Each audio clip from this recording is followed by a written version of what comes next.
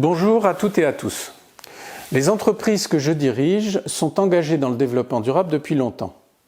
Depuis 18 ans pour Goodwill Management et depuis 10 ans pour l'agence Lucie qui administre la plus grande communauté d'entreprises engagées dans la RSE en France.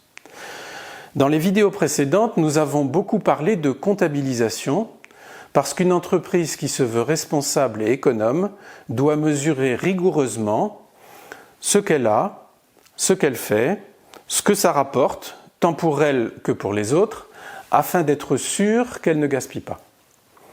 Mais la mesure n'est bien sûr pas suffisante, il faut aussi des plans d'action. Alors avant d'y venir, je voudrais réinsister sur le fait que nous entrons dans un monde de ressources rares. Par exemple, dans son rapport de la fin 2018, l'Agence internationale de l'énergie nous met en garde contre une pénurie de pétrole entre 2025 et 2030.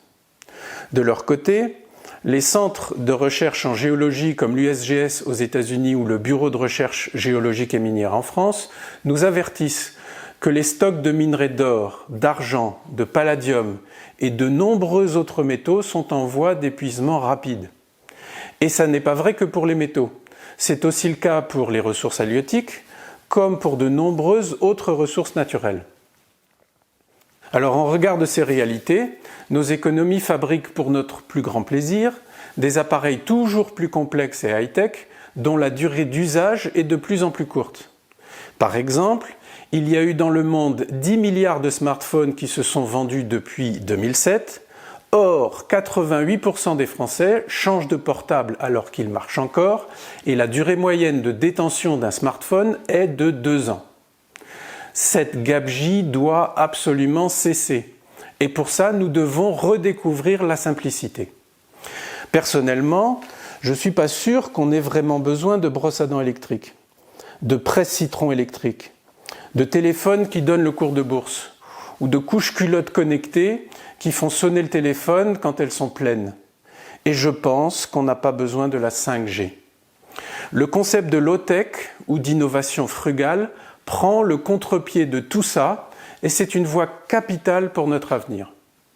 Alors j'ai le plaisir de vous faire savoir que les low-tech sont enseignés aujourd'hui dans une école en Bretagne que nous avons conçue et lancée avec la communauté d'agglomération de Guingamp-Paimpol, la région Bretagne, le lycée agricole de Kernilien, Eureden et le Crédit Mutuel Arkea.